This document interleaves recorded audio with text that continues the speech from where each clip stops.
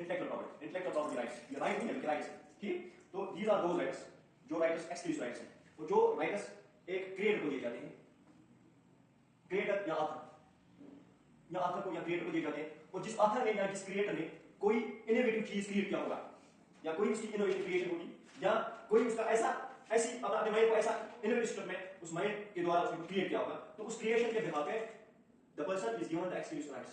तो exclusive right किसने दिया जाता है? For the protection of his creation, जो उसने अपना माइंड यूज करके ह्यूमन माइंड यूज करके उसने जो क्रिएट किया है, उस क्रिएशन पे उसको राइट मिला है। तो उस राइट को हम इंटेलेक्चुअल प्रॉपर्टी राइट कहते हैं। तो ठीक, जो इंटेलेक्चुअल प्रॉपर्टी राइट है ये intelligible right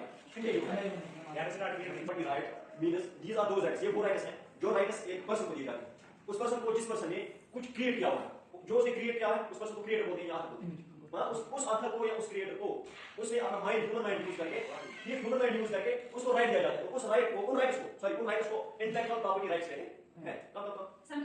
intellectual property right ये intellectual which we can not touch, यानी ये वो राइट्स हैं जो हम टच नहीं कर सकते। लाइक फॉर एग्जांपल किसी क्रिएटर ने साउंड रिकॉर्डिंग क्रिएट किया है, ठीक, साउंड रिकॉर्डिंग क्रिएट करके हम साउंड को नहीं छू सकते, we can not touch sound. So in this way we can say that intellectual property right है, these rights are intellectual rights. और ये इंटेलेक्चुअल राइट्स उन पर्सन्स को दी जाती है जिन्होंने अपना ह्यूमन माइंड इस्तेमाल करके, यूज करके कुछ क्रिएट किया हो, तो उस क्रिएशन पे ये राइट्स दिए जाते हैं। राइट्स क्यों दिए जाते हैं? ताकि उन जो वर्क उसने किया है उसकी प्रोटेक्शन मिल जाए, ठीक, उसकी प्रोटेक्शन मिल जाए। लाइक उसने काम, उसने कोई एनर्जी की है, ठीक, लाइक उसने साउंड रिकॉर्डिंग क्रिएट किया है, ठीक। तो on the way we can say that जो इंटेलेक्चुअल प्रॉपर्टी है ये वो एक्सक्लूसिव राइट है जो एक इंटेलेक्चुअल प्रॉपर्टी होल्डर, जिसको क्रिएटर कहते हैं, दिए जाते हैं ताकि उसको डिफेंस, उसकी क्रिएशन को डिफेंस मिल जाए, ताकि उसकी क्रिएशन की इन्फिनिटी नहीं हो जाएगी, यानी वायलेट नहीं हो जाएगी। और those person who violate the creators creation, जो क्रिएटर की क्रिएशन वायलेट करे, तो उसको क्रिमिनल लॉज ऑफ इंडिया के अकॉर्डिंग पनिशमेंट देता है, ठीक, इंडियन लॉज के अकॉर्डिंग उसको पनिशमेंट देता है। मतलब अगर मैंने वायलेट किया, आपने एक बंदे ने एक बंदा है इसने साउंड पे क्रिएट किया, मैंने साउंड क्रिएट किया, तो ये इंटेलिजिबल है।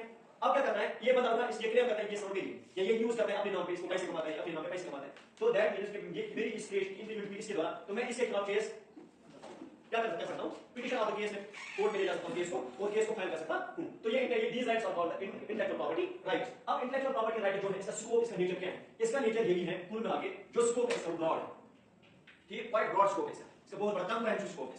इट मींस इसका बहुत बड़ा स्कोप है, छोटा कंसेप्ट, इसका छोटा नेचर नहीं है। इसके स्कोप में क्या क्या आता है, किन चीजों को क्रिएट करके फिर उसकी उसको एक्सक्लूसिव राइट मिलता है। फर्स्टली उसका patent, PATENT, patent, second trademark, ये इसके स्कोप में आता है, इसके नेचर में आता है।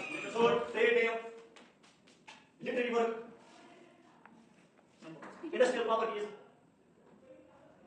सेमी कंडक्टर प्रोडक्ट्स या कॉपीराइट, ठीक। तो ये चीजें, और डिजाइन, किसी ने लोगो बनाया, उस लोगो पे एक्सक्लूसिव राइट मिलता है। किसी का ट्रेडमार्क है, किसी का ये